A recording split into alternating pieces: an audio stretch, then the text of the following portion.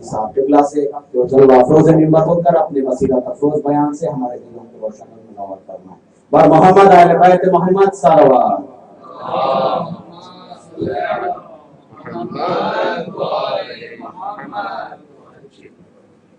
فاتحہ.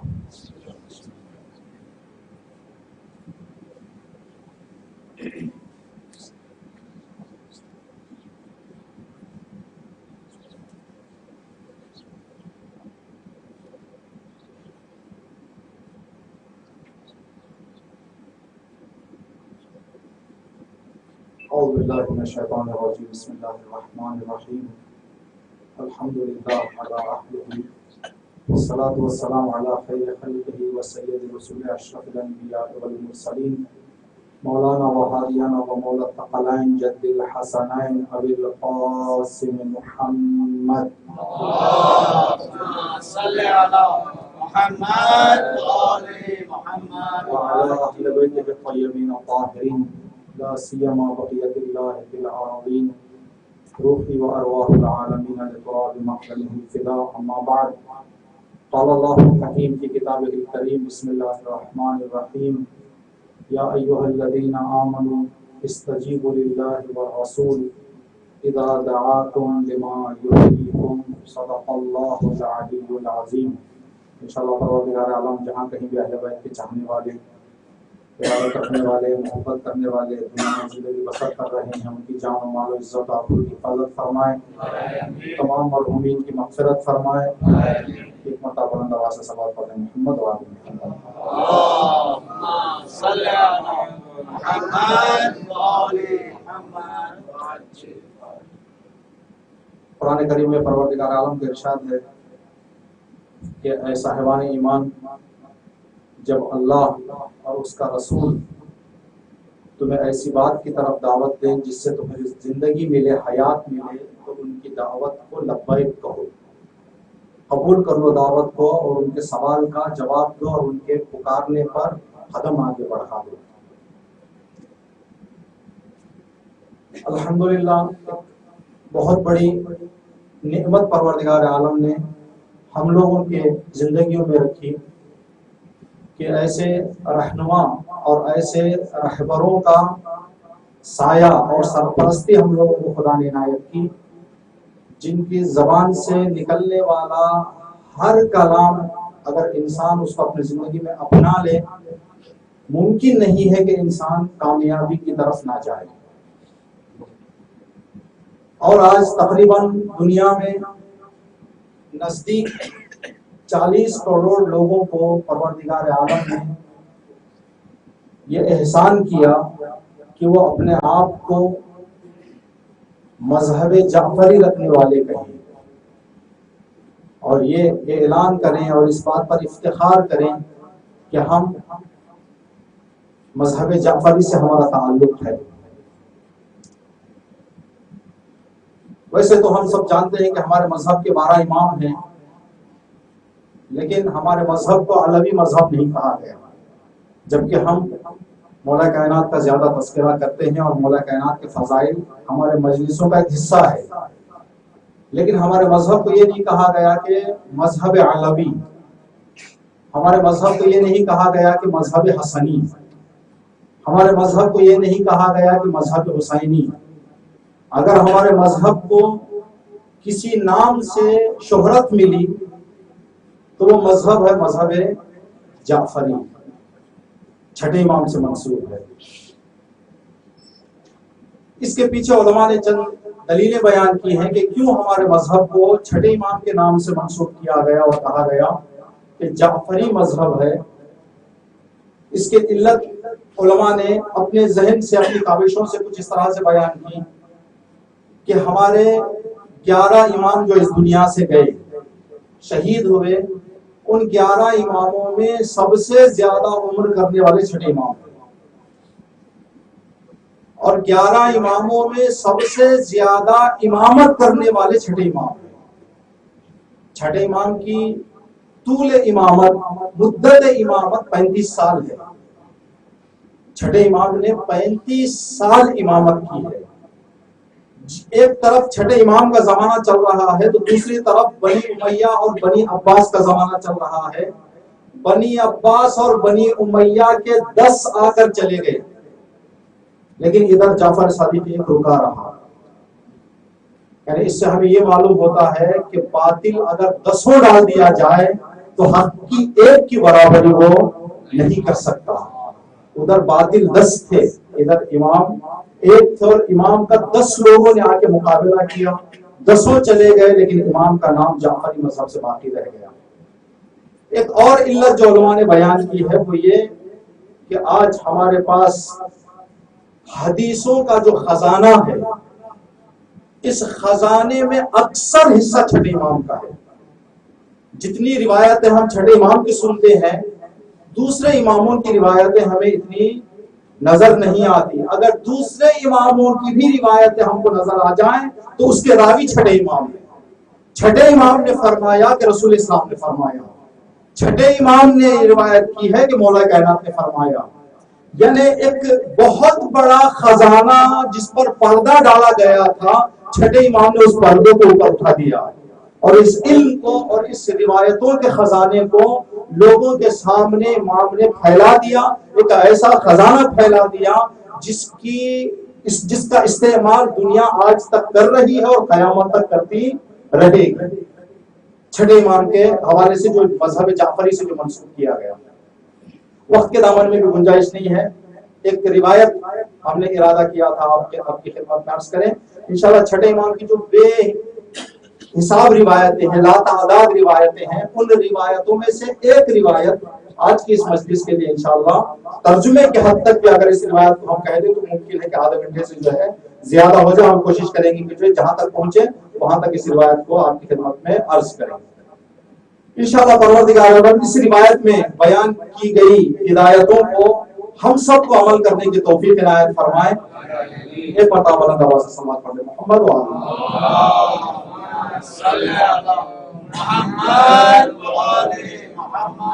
ہمارے حدیثی کتابوں میں ایک روایت مشہور ہے جس کو حدیث عنوان بصری کہا گیا ہے.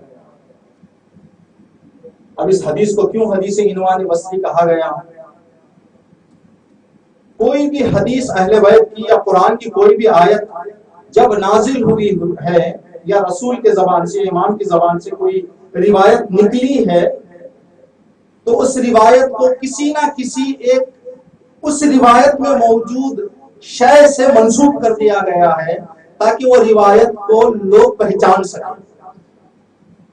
آپ سے ہم سوال کریں گے یہ جو ہم ہر دن دکانوں کی افتتاح ہوتی ہے یا کوئی گھر کی افتتاح ہوتی ہے تو ہم حدیث قصہ جو پڑھتے ہیں، حدیث قصہ کو حدیث قصہ کیوں کہا گیا؟ اس لیے کہ اس حدیث میں ایک چادر کا تذکرہ ہے اور عربی میں چادر کو قصہ کہتے ہیں، تو اس حدیث کو جوڑ دیا گیا حدیث قصہ. حدیث غدیر من کنت مولا فہذا علی مولا کو حدیث غدیر کہتے ہیں. کیوں حدیث غدیر کہتے ہیں؟ اس لیے کہ میدان غدیر میں یہ روایت کہی گئی. روایت کو یاد رکھنے کے لیے میدان غدیر سے اس روایت کو منسوب کر کے اس کو حدیث غدیر کہا گیا. جو دعا ہم پڑھتے ہیں آج کی رات شب جمعہ، جو ہم ہر شب جمعہ دعا پڑھتے ہیں دعائے کمیل، کیوں اس کو دعائے کمیل کہتے ہیں؟ اس لیے کہ ایک شخص جس کا نام کمیل تھا، امام نے یہ دعا اس کو سکھائی تھی تو اس کے نام سے اس دعا کو منسوب کر دیا گیا. دعائے کمیل، حدیث قصہ، حدیث غدیر، حدیث عنوان بصری بھی ایسے ہی ہے. ایک شخص ہے جس کا نام ہے عنوان، بصرے کا رہنے والا ہے، چھٹے امام نے اس کے سامنے حدیث کہی تو اس کے نام سے یہ روایت مشہور ہو گئی. اور اس روایت کو آج کتابوں میں آپ ڈھونڈنا چاہیں تو آپ آرام سے لکھیں کہ حدیث عنوان بصری، تو اس کے بارے میں جو اطلاعات آپ کو معلوم ہونی چاہیے وہ آپ کو مل جائیں. تو ایک شخص ہے عنوان بصرے کا رہنے والا، اس کے سامنے امام نے یہ حدیث کہی ہے. اس حدیث کو بیان کرنے سے پہلے جو مقدمہ ہے حدیثوں میں پوری تفصیل سے بیان کیا گیا ہے، یہ مقدمہ قابل غور ہے. جو شخص عنوان بصرے کا رہنے والا ہے، عمر ہے 94 سال، 94 ایئرس، بصرے سے یہ سوچ کر کہ مجھے کچھ سیکھنا ہے مدینہ گیا۔ 94 سال کا ضعیف انسان بصرے سے مدینے تک کا سفر طے کر کے مدینہ پہنچا۔ جب مدینہ پہنچا اور اس نے چاہا کہ یہاں پر بہترین شخص سے کچھ سیکھ لوں، لوگوں سے سوال کیا، لوگوں نے کہا کہ یہاں پر 2 مرکز ہیں، 2 سینٹر ہیں، ایک سینٹر جعفر ابن محمد کا ہے، ایک سینٹر مالک ابن انس کا ہے۔ فی الوقت جعفر ابن محمد یعنی چھٹے امام سفر پہ ہیں، تو اس نے کہا کہ امام کے آنے تک اس سینٹر سے میں کیوں نہ استفادہ کروں۔ امام کے آنے تک یہ انسان مالک ابن انس کے سینٹر میں تعلیم حاصل کرنے کے لیے، کچھ سیکھنے کے لیے چلا گیا۔ کچھ عرصے کے بعد چھٹے امام مدینے میں وارد ہوئے، اس کو اطلاع ملی کہ چھٹے امام مدینہ واپس آ گئے ہیں۔ تو اب یہ انسان جس کا نام عنوان ہے، امام کے مدرسے میں اور امام کی درسگاہ میں حاضر ہونے کے لیے امام کی بارگاہ پہنچا۔ جیسے ہی امام کے حضور پہنچا تو امام نے کہا کہ اے عنوان، اب تک جس سے سیکھ رہے تھے جا کے اسی سے سیکھو، ہمارے مدرسے میں آنے کی ضرورت نہیں ہے، جاؤ اب تک جس سے سیکھ رہے تھے اسی سے سیکھ لو۔ عنوان کہتا ہے کہ امام کا یہ جملہ میرے دل کو توڑ دیا۔ میں ہر طرح سے جو امیدیں لے کے گیا ہوا تھا، وہ ساری امیدوں پر میرے اس امام کے جملے نے پانی پھیر دیا۔ میں نے دہرایا اپنی زندگی کو کہ امام کی بارگاہ میں کوئی کمی نہیں ہے، اگر کمی ہے تو میرے میں ہے۔ میں نے آخر وہ کیا کام کر دیا جس کی وجہ سے امام کی بارگاہ سے مجھے باہر بھگایا جا رہا ہے۔ تو امام نے اس انسان کو جب باہر کیا تو کہتا ہے کہ میں امام کی بارگاہ سے باہر نکل گیا، لیکن میرے قدم آگے نہیں بڑھ رہے تھے، میرے قدم آگے نہیں بڑھ رہے تھے۔ میں امام کے گھر سے رسول کی قبر کے پاس گیا، رسول اللہ کی زیارت کی اور وہاں پر میں نے دعا مانگی۔ یہ سب ابھی روایت شروع نہیں ہوئی ہے، یہ مقدمہ روایت ہے۔ میں نے قبر رسول کے پاس 2 رکعات نماز پڑھ کے میں نے دعا مانگی، اسألک یا اللہ ان تغطف لی قلب جعفر۔ خدایا، میں نماز پڑھنے کے بعد، تو نے کہا ہے نماز کے بعد جو دعا کی جائے وہ دعا مقبول ہوتی ہے، قبر بھی رسول کی قبر ہے، منور بارگاہ ہے، عبادت اچھی میں نے کی ہے اور ایک دعا میں تجھ سے کر رہا ہوں، اے اللہ اس قبر میں سوئے ہوئے رسول کا واسطہ چھٹے امام کے دل میں میری محبت ڈال، چھٹے امام کے دل میں میری محبت ڈال۔ یہ دعا کر کے میں گھر چلا گیا۔ 6 مہینے میں گھر میں تڑپتا رہا کہ آخر میرے سے کیا ہو گیا کہ امام نے اپنی بارگاہ میں مجھے جگہ نہیں دی۔ امام نے مجھ سے کہا تھا کہ جاؤ جس سے سیکھ رہے تھے اسی سے سیکھ لو، لیکن امام کا چہرہ دیکھنے کے بعد مجھے دنیا کی کوئی چیز اچھی نہیں لگ رہی تھی۔ میں کسی کے پاس نہیں گیا، صرف گھر میں بیٹھا رہا، جماعت کے لیے گھر سے باہر جاتا، جماعت کی نماز پڑھ کے پھر واپس گھر میں آ جاتا۔ 6 مہینے کے بعد جب میرے صبر کا پیمانہ لبریز ہو گیا، میں نے کہا ایک اور مرتبہ جا کے میں کوشش کرتا ہوں، دیکھیں امام اس بار شاید مجھے بلا لیں۔ 6 مہینے کے بعد یہ پہنچا دوبارہ امام کے دروازے پر، دستک دیا تو غلام باہر نکلا۔ غلام نے کہا کہ امام نماز پڑھ رہے ہیں۔ اس نے کہا کہ میں اب یہاں سے نہیں جاؤں گا، میں جواب لے کے جاؤں گا امام سے کہ مجھے آخر قبول کریں گے یا نہیں کریں گے امام۔ کچھ دیر کے بعد غلام آیا، دروازہ کھول کر کہنے لگا کہ اے انسان، خوشخبری تیرے لیے لایا ہوں۔ امام نے اندر بلایا، اندر آ جاؤ۔ جیسے ہی میں اندر گیا، امام نے اپنے ہاتھوں کو کھولنے کے بعد اپنے سینے سے مجھے لگایا، کہا عنوان بیٹھ جاؤ، کیا حال ہے، طبیعت کیسی ہے تمہاری؟ کہ جیسے امام نے اس محبت سے میرے سے کلام کیا تو میں نے کہا کہ مولا 6 مہینے یہ کس چیز کی سزا تھی؟ یہ کیا سزا تھی جو 6 مہینے مجھے جس کی میں نے کیا غلطی کر دی تھی جس کے نتیجے میں مجھے 6 مہینے آپ کی بارگاہ سے جدا رہنے کی سزا ملی؟ تو امام نے فرمایا کہ اے عنوان، علم حاصل کرنا مہم نہیں ہے، علم کس سے حاصل کر رہے ہو یہ دیکھنا بھی ضروری ہے. جس بارگاہ سے تم علم حاصل کرنے کے لیے میری غیبت میں گئے ہوئے تھے وہ ہمارے مقابل میں ہے, ہمارے ضد میں ہے. تم ہمارے دشمنوں سے سیکھنے کے لیے گئے تھے, اگر ہمارے پاس آنا چاہتے ہو تو ہمارے دشمنوں کے پاس آنا جانا کیسا ہے؟ اگر تم وہاں جا رہے ہو تو یہاں نہیں آ سکتے, اگر یہاں آنا چاہتے ہو تو وہاں نہیں جا سکتے. عزیزان گرامی, یہ مقدمہ حدیث ہے. اس کے بعد امام نے اس انسان کو عنوان کو کچھ جملے کہنے شروع کرتے ہیں. اسی سے کچھ نکات ہم مختصر طور پر بیان کرنا چاہیں. علم کے لیے کوئی حد نہیں ہوتی.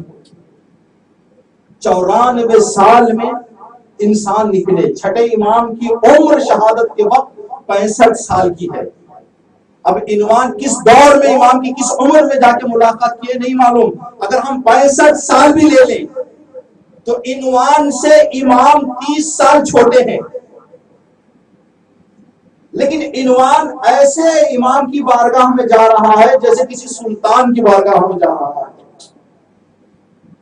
یہ معرفت امام انسان کے پاس ہونا چاہیے. اس کے علاوہ جو دوسری بات یہاں پر عرض کرنا چاہیں جو شاید بہت ضروری ہے ہمارے لیے, ہم لوگ ابھی اپنی زندگی میں اپنے بچوں کی یا اپنے رشتہ داروں کی تعلیم کا دور ہمارا چل رہا ہے.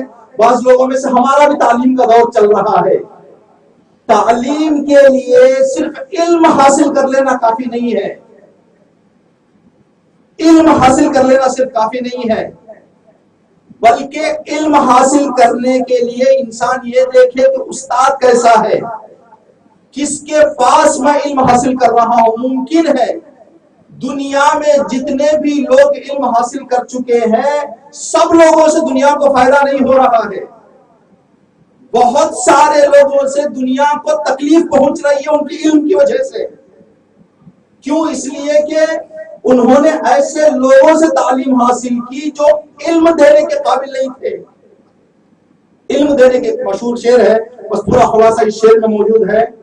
علم کرتا ہے زمانے میں خمینی پیدا, جہل انسان کو صدام بنا دیتا ہے. تو صدام کے پاس ایسی بات نہیں تھی کہ علم نہیں تھا. کسی جاہل کو وزیر اعظم کا عہدہ دیا نہیں جاتا. علم تھا لیکن غلط علم تھا. علم تھا لیکن سکھانے والا غلط تھا. انسان کی زندگی کو تبدیل کرنے کے لیے علم بھی ضروری ہے. استاد کا بھی بہت بڑا کردار ہوتا ہے. یہ جو انس جس کے پاس یہ گیا ہوا تھا, جناب عنوان گئے ہوئے تھے علم حاصل کرنے کے لیے, آج جو 4 عالم اسلام میں مذہب چل رہے ہیں, مذہب مالکی کا امام ہے, امام مالکی ہے, مالک ابن انس. اس انسان نے ایک کتاب لکھی جس میں 5 لاکھ حدیثوں کو جمع کیا. ان 5 لاکھ حدیثوں میں سے ایک حدیث بھی مولا کائنات کی روایت نہیں تھی. رسول کے زمانے میں اگر کسی کی روایتیں زیادہ نقل کی جاتی تھی تو مولا کائنات کی تھی. یہ انسان بنی امیہ کے دربار سے متصل ہو کر ہر انسان کی روایت لکھنا گوارا کر لیتا تھا, لیکن امام کی روایت کو لکھنا گوارا نہیں تھا. تو ایسے انسان کے پاس جا کے علم حاصل کرنا انسان کو زمانے کے لیے بہت بڑی خطرناک. خود وہی جو مالک ابن انس ہے, چھٹے امام کا شاگرد ہونے کے باوجود چھٹے امام کی مخالفت میں علم اٹھائے رکھا. یہ شاگرد ہے چھٹے امام کا, لیکن جب مغرور ہو گیا, کہتے کہ علم کا ثمر ہر چیز کا ایک نتیجہ ہے. لِكُلِّ شَيْءٍ أَثَرٌ وَأَثَرُ الْعِلْمِ التَّوَاضُعُ. انسان ہر چیز کا ایک نتیجہ ہوتا ہے. علم حاصل کرنے کا نتیجہ انسان کے وجود میں انکساری آ جاتی ہے, نرم مزاجی آ جاتی ہے. جو سب کچھ جان کر کہے میں کچھ نہیں جانتا وہ عالم ہے. جو کچھ نہ جانتے ہوئے کہے کہ میں بہت جانتا ہوں جاہل. یہاں اس انسان کے لیے مشکل پیش آئی. تو امام نے جب 6 مہینے اپنے آپ کو اس نے پاک کیا تو چھٹے امام نے اپنی بارگاہ میں قبول کر لیا. عنوان کے زمانے کا امام چھٹے امام, ہمارے زمانے کا امام زمانہ، اگر آج ہم امام کی بارگاہ میں حاضر ہونا چاہیں اور امام ہم سے سوال کرے کہ تو کس کس بارگاہ میں جا کے بیٹھتا ہے، تو کس کس کی بات سنتا ہے؟ مولانا ذکی صاحب اس روایت کو بہت زیادہ تکرار کرتے ہیں اپنی مجلسوں میں کہ اگر کوئی انسان ممبر سے کچھ کہہ دے، نیچے بیٹھے ہوئے سامعین سر ہلا دے، تو اگر اس کو جہنم میں ڈالا جائے گا تو سر ہلانے والوں کو بھی جہنم میں ڈالا جائے گا۔ یہاں پر یہ نہیں دیکھنا ہے کہ مجلس میں آ گئے ہیں تو صرف مجلس ہو جائے، بلکہ یہ بھی دیکھنا ضروری ہے کہ کہنے والا کون ہے، اس کا ارادہ کیا ہے، اس کا مقصد کیا ہے، یہ کیا کہنا چاہ رہا ہے، اس کے پیچھے اس کے اہداف کیا ہیں، یہ انسان کے لیے ضروری ہے۔ بس وقت کے دامن میں گنجائش میں صرف روایت کا آپ کی خدمت میں ترجمہ کر دیتا ہوں۔ امام نے فرمایا، اس نے کہا کہ مولا ایک نصیحت فرمائیے گا، تو امام نے کہا کہ اے عنوان، میں 9 چیزوں کی وصیت کرتا ہوں، ان 9 چیزوں کو اپنے ذہن میں محفوظ رکھیے۔ ان 9 کو 3 حصوں میں تقسیم کرنا ہے، 3 حصے، اس 9 میں سے 3 تیرے زندگی سے مرتبط ہیں، تیری زندگی میں ضرورت ہے اس چیز کی، 3 صبر کے حوالے سے ہیں، 3 علم کے حوالے سے ہیں۔ 9 وصیتیں ہیں، 9 نصیحتیں چھٹے امام کی۔ ایک 94 سال کے انسان کو 3 اس کے نفس اور اس کی زندگی سے مربوط، 3 اس کے صبر سے مربوط، 3 اس کے علم سے مربوط۔ امام نے کہا کہ سب سے پہلی نصیحت جو تیرے نفس سے مربوط ہے وہ یہ ہے کہ جس چیز کو کھانا تیرا من نہیں کرتا اس چیز کو کبھی ہاتھ نہ لگا۔ یہ امام کوئی نماز کی تلقین نہیں کر رہے ہیں، کوئی روزے کی تلقین نہیں کر رہے ہیں، بلکہ انسان کی صحت کے لیے، انسان کے جسم کے لیے۔ تو اس کا مطلب یہ ہے کہ امام واقعی وہ ہے جو انسان کے روح کے ساتھ ساتھ اس کے جسم کا بھی خیال کرے۔ عالم بھی انسان کو چاہیے کہ اس کے جسم کے ساتھ ساتھ اس کے روح کے ساتھ ساتھ جسم کا بھی جو ہے خیال کرے۔ چھٹے امام روایت ہمارے یہاں باقاعدہ موجود ہیں، انسان کے لیے تعجب ہوتا ہے۔ پیغمبر اسلام محمد مصطفیٰ صلی اللہ علیہ وآلہ وسلم کی روایت ہمارے استاد نے ایک درس میں بیان کیا تھا، ریفرنس اس کا میرے ذہن میں، لیکن ہمارے استاد سے ہم نے سنا، پیغمبر اسلام نے فرمایا کہ دیکھو اگر برش کرنا چاہتے ہو تو اس طرح سے برش نہ کرو، اس طرح برش کرنے سے تمہارے درمیان 2 دانتوں کے درمیان کے فاصلے کو تم پاک نہیں کر پاؤ گے، برش کرنا چاہو تو اس طرح سے برش کرو۔ یہ کس زمانے میں رسول بیان کر رہے ہیں؟ 1400 سال پہلے برش کرنے کا طریقہ۔ 8ویں امام سے روایت ہے کہ 8ویں امام کو یا ہر امام کو کسی نے پوری زندگی میں لوگوں کے سامنے اپنے پانی کو لعاب دہان کو، اپنے منہ کے پانی کو امام کو کبھی باہر کرتے ہوئے لوگوں کے سامنے نہیں دیکھا۔ جب امام سے سوال کیا جاتا تھا تو امام کہتے تھے یہ لوگوں کی طبیعت کے لیے صحیح نہیں ہے کہ ملائے عام میں انسان اپنے زبان کے، اپنے دہان کے گندگی کو باہر کر دے، نہیں، یہ انسان طبیعت انسان کے لیے ضروری ہے۔ امام نے فرمایا دیکھو جب تک جس چیز کو استعمال کرنے کے لیے تمہارا دل نہیں کر رہا ہے، تمہارا مزاج جس سے سازگار نہیں ہے، وہ جہاں بھی مل جائے، جیسے بھی مل جائے، اس کو ہاتھ نہ لگاؤ۔ ایک عارف نے بہت خوبصورت جملہ اس حوالے سے بتایا کہ انسان 2 چیزوں کو کھاتا ہے، ایک چیز وہ کھاتا ہے جو اسے پسند ہے، ایک چیز وہ استعمال کر رہا ہے جو اسے پسند نہیں ہے۔ ان دونوں میں بہت بڑا فرق ہے۔ جو انسان کوئی چیز پسند سے کھا رہا ہے، آدمی اس چیز کو کھا رہا ہے، اگر پسند نہ کرتے ہوئے کھائے تو وہ چیز آدمی کو کھاتی ہے۔ جو پسند سے کھائے تو آدمی کھا رہا ہے، اگر پسند سے نہ کھائے تو آدمی کو وہ چیز کھا رہی ہے۔ ایران میں ایک فلم جو ہے ریلیز ہوئی تھی، کوئی اخلاقی فلم تھی، اسے بہت خوبصورت ٹیکسی ڈرائیور جو ہے ٹیکسی چلا رہا ہے تو پیچھے بیٹھے ہوئے پیسنجر سگریٹ جلاتے ہیں استعمال کرنے کے لیے، تو ڈرائیور کہتا ہے کہ بیٹا سگریٹ استعمال نہ کرو، سگریٹ نہ پیو. تو اس نے کہا کہ چچا میں سگریٹ پیوں گا. تو اس نے کہا کہ بیٹا مجھے یہ بتا تو سگریٹ کو پی رہا ہے یا سگریٹ تجھے پی رہا ہے؟ تو سگریٹ کو کھینچ رہا ہے یا سگریٹ تجھے کھینچ رہا ہے؟ یعنی سگریٹ کا استعمال، سگریٹ کو تو ختم نہیں کر رہا ہے، سگریٹ تجھے ختم کر رہا ہے. یہ انسان کی جو چیز مزاجن نہ جمے تو روایت میں ہے کہ اس چیز کو استعمال نہ کرے. دوسری چیز، جب تک بھوک نہ لگے اس وقت تک دسترخوان پر نہ بیٹھو، اور اگر بیٹھ بھی جاؤ تو رسول اسلام کی اس حدیث کو یاد کرو. چھٹے امام کی روایت ہے، رسول اسلام کی اس حدیث کو یاد کرو. دنیا میں کسی برتن کو انسان اس طرح برا نہیں بھرتا جتنا اپنا پیٹ کو بھر دیتا ہے.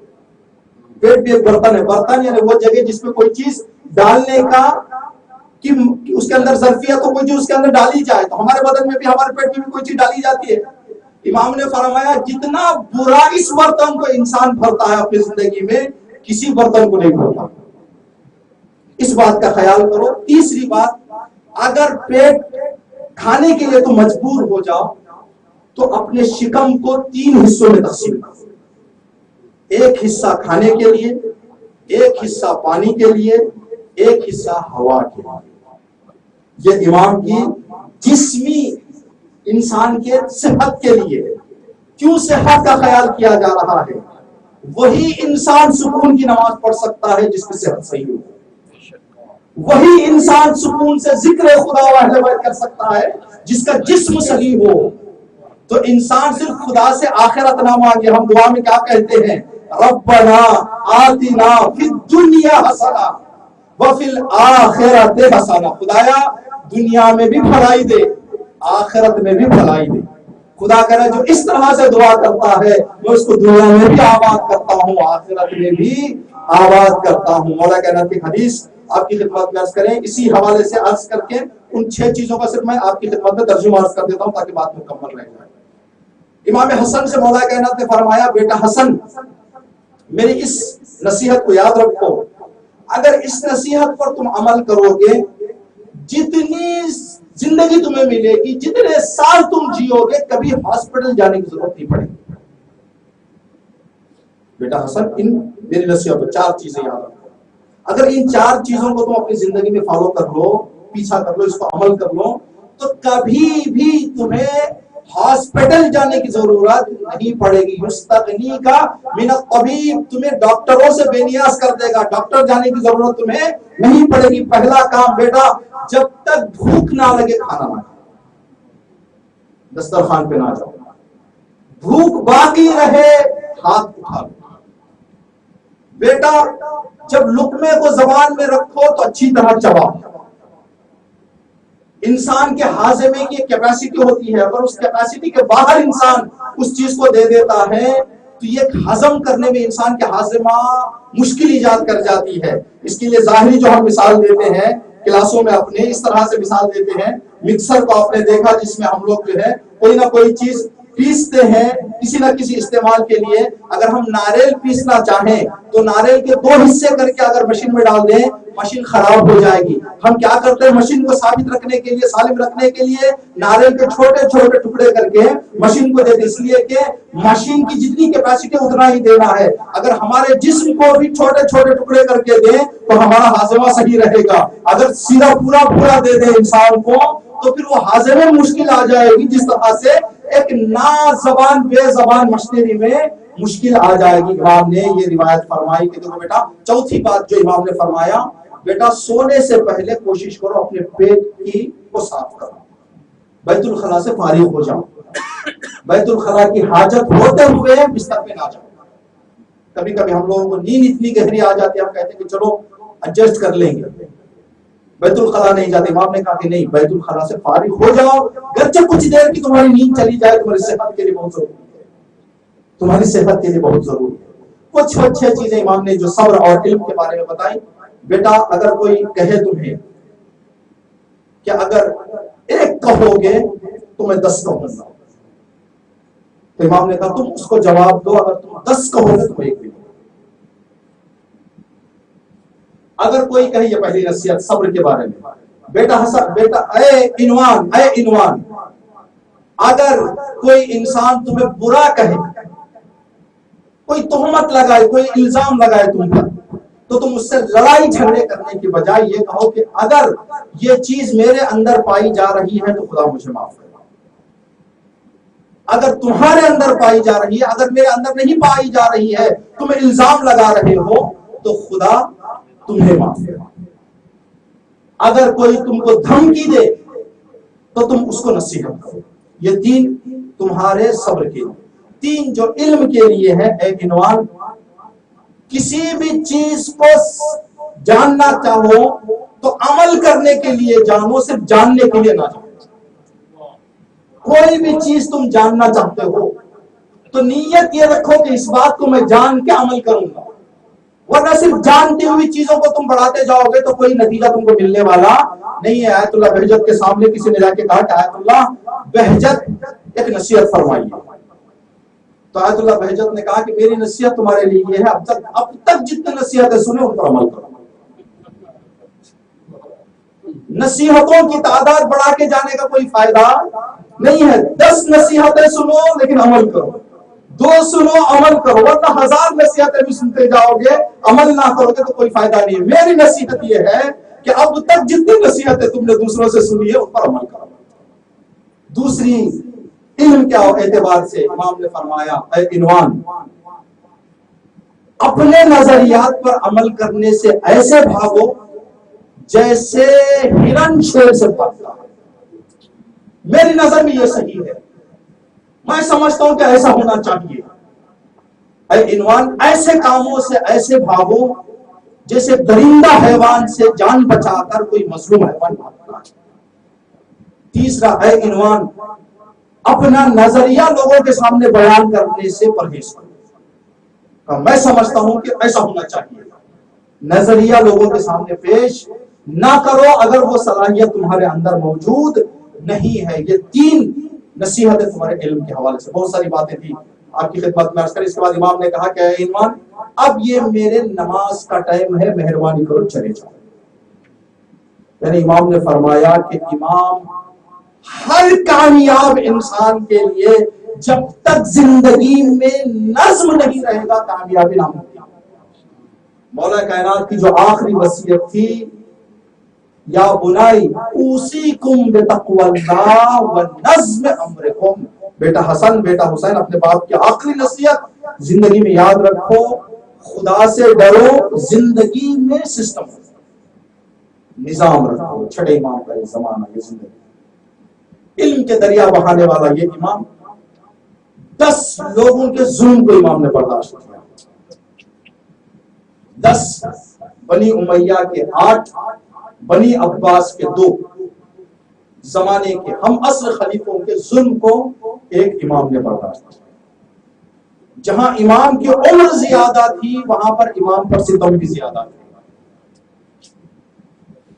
امام نے دوسرے اماموں کی زندگی میں جتنا ظلم ڈھایا گیا، مدت کے اعتبار سے امام چھٹے امام پر زیادہ ظلم ہوا، اور امام پر جو ظلم ہوئے عجیب قسم کے ظلم تھے۔ اللہ اکبر!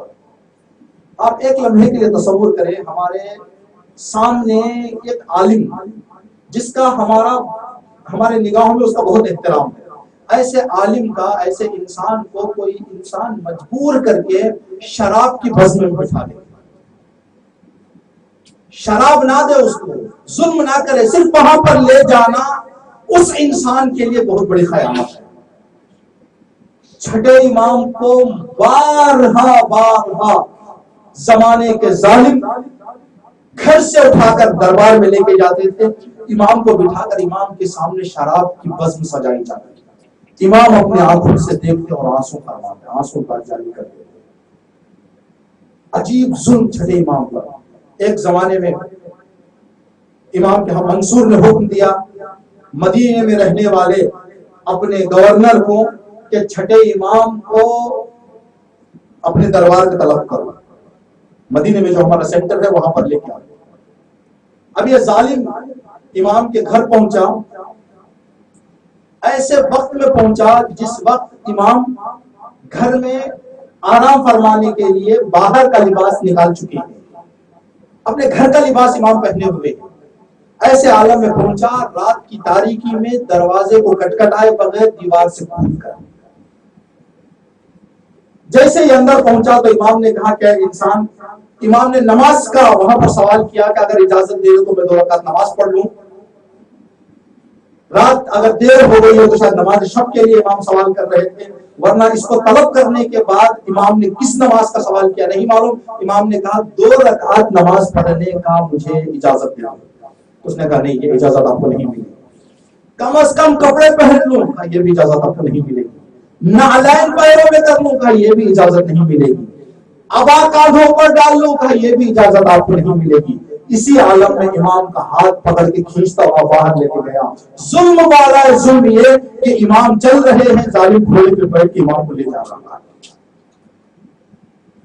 آپ کی خدمت میں ہم نے عرض کیا کہ امام کی شہادت کے وقت عمر 65 سال تھی۔ 65 سال کا ایک ضعیف یہ ظالم اس طرح سے کھینچتا ہوا لے جائے، کہتے کہ 10 قدم امام آگے بڑھے اور زمین پر گر گئے، اور امام نے مدینے کا رخ کیا اور کہا کہ اماں، اے میری جدہ فاطمہ، کل آپ کو بھی دربار بلایا گیا تھا، مجھے بھی مدینے میں دربار بلایا جا رہا ہے اماں، لیکن میرا پہلو شکستہ نہیں ہے، آپ کا پہلو شکستہ تھا، میرے سامنے میرے بچے نہیں ہے۔ جب آپ جا رہی تھی ایک طرف حسن تھے ایک طرف حسین تھے۔ اجرکم اللہ، خدا آپ کو کوئی غم نہ دے سوائے غم سید الشہداء کے۔ امام پر مختلف طرح کے ظلم ڈھائے گئے۔ منصور نے حکم دیا کہ چھٹے امام کے گھر کو آگ لگا دی جائے۔ ہم نے سنا ہے کہ چھٹے امام اپنے چاہنے والوں کو تعلیم دے رہے ہیں اور اپنے چاہنے والوں کی تعداد بڑھ رہی ہے، تو امام کے گھر کو آگ لگا دی جائے۔ امام اپنے اہل و عیال کے ساتھ، اپنے بیوی بچوں کے ساتھ گھر میں موجود ہیں۔ ایک مرتبہ امام نے مشاہدہ کیا کہ دیواریں جل رہی ہے، امام نے بچوں سے کہا کہ جلدی باہر نکل جائیں، اہلیہ اپنے ازواج سے کہا کہ جلدی باہر نکل جائے۔ جب سب باہر آ گئے تو امام باہر آنے کے بعد دیکھتے ہیں کچھ چاہنے والے ساتھ آئے ہیں، مولا یہ کیا ہوگا؟ امام نے کہا پہلے آگ بجھاؤ، پہلے آگ بجھاؤ، گھر رہنے کے لیے ہے۔ دوستوں نے ساتھ دیا، اصحاب نے ساتھ دیا، آگ کو قابو میں پا لیا گیا۔ جب آگ ٹھنڈی ہو گئی تو امام ایک دیوار کی طرف بیٹھ گئے، دیوار پر بیٹھ گئے، سر کو دیوار پہ رکھ کے زار زار امام نے گلہ کرنا شروع کیا۔ چاہنے والوں نے پوچھا کہ مولا جب آگ جل رہی تھی تو آپ آنسو نہیں بہا رہے تھے، جب آگ ٹھنڈی ہو گئی تو اب تو مشکل حل ہو گئی ہے، اب رونے کی کیا بات ہے؟ تو امام نے فرمایا جیسے ہی آگ بجھی شام غریبہ چلا گیا، یہاں میرا دل جلا تو میرے چاہنے والے آ گئے، وہاں سے آواز نکلی تو کوئی تازیانہ لے کر آ رہا تھا، کوئی نیزہ لے کر آ رہا تھا، بچے خیموں سے دوڑ رہے تھے، میں یہاں تھا، میرے ساتھ دینے والے میرے اصحاب موجود تھے، مجھے شام غریبہ یاد آ گئی، میرا جد سید سجادہ کھولا، ارے بچے بکھرے ہوئے، بیویاں پریشان، میرے جد نے کیسے سنبھالا ہوگا؟ اللہ اکبر۔ روایتوں میں ملتا ہے کہ جتنا قیمتی کفن چھٹے امام کو ملا ہمارے اماموں میں کسی کو نہیں ملا، اور جتنے لوگ چھٹے امام کے جنازے میں شرکت کیے کسی امام کے جنازے میں اتنے لوگوں نے شرکت نہیں کی۔ اگر صرف امام کے مدرسے میں پڑھنے والے شاگردوں نے بھی اگر شرکت کی ہو، 4000 شاگرد امام کے، 4000 سے زائد لوگ امام کے تشییع جنازہ میں۔ عجب نہیں، جیسے ہی 4000 لوگوں نے امام کا تشییع جنازہ کیا اور قیمتی کفن امام کو دیا تو امام کا بدن تڑپا ہو گیا اور کربلا کو اٹھ کر کے کہا ہوگا میرے جدر صاحب مجھے معاف کر دے، میری شہادت ہوئی، مجھے قیمتی کفن بھی مل گیا، کثیر تعداد میں میرے تشییع جنازہ میں لوگ بھی آ گئے، لیکن میرے جب سید سجاد پر وہ کتنا سخت مرحلہ تھا، ایک بیٹا باپ کا جنازہ بے دور و کفن ہے، بیٹے کی نگاہوں کے سامنے باپ کا جنازہ ہے، بیٹا کفن نہ دے پائے اور کوئی تشریح جنازہ بھی انجام نہ پائے۔ اجرکم اللہ۔ بس آخری فقرہ اور اپنی سب تمام۔ جیسے ہی امام کے قبر میں امام کو لٹا دیا گیا تو روایتیں لکھتی ہیں کہ امام کے سراہنے روشنی ڈالی گئی، روشنی رکھی گئی، روشنی کا انتظام کیا گیا۔ مولا اے امام موسیٰ کاظم، یہ روشنی کس لیے ہے؟ عجب نہیں مولا، آواز میں اس لیے روشن کر رہا ہوں کہ عنقریب کچھ ایسے ظالموں کا میرے بابا کی قبر پر حکومت ہوگی جو کنار میں مسجد نبوی میں 20,000 چراغ جلیں گے، لیکن میرے بابا کی قبر پر ایک بھی چراغ نہیں۔ کل ظالم اس زمانے کے ویسے ظلم کر رہے تھے، آج کے ظالم ویسے ظلم کر رہے ہیں۔ کل 4,000 لوگ تشیع جنازہ میں، آج ایک آدمی کو بھی دل کھول کر چھٹے امام کی قبر پر رونے کی اجازت نہیں ملتی۔ عجب نہیں امام فرماتے ہیں کہ ہم کربلا ہیں، کربلا میں سکینہ کو رونے نہیں دیا گیا، زینب کو رونے نہیں دیا گیا۔ آج کے یہ یزیدی ہمارے چاہنے والوں پر رونے پر پابندی لگا رہے ہیں اور رونے پر پہرا لگا رہے ہیں۔ اللہ لعنت اللہ علی القوم الظالمین۔ بس آخری دعا چھٹے امام کی خدمت میں عرض کرتے ہوئے آپ کی خدمت میں ماتم انشاءاللہ ایک مختصر سا دعا پڑھا جائے۔ یا ابا عبداللہ یا جعفر ابن محمد ایھا الصادق یا ابن رسول اللہ یا حجت اللہ علی خلقہ یا سیدنا و مولانا انا توجہنا واستشفعنا وتوسلنا بك الى اللہ وقدمناك بین یدی حاجاتنا۔ سب ایک آواز میں انشاءاللہ جنت البقیع کی زیارت ہم سب کو خدا نصیب کرے۔ یا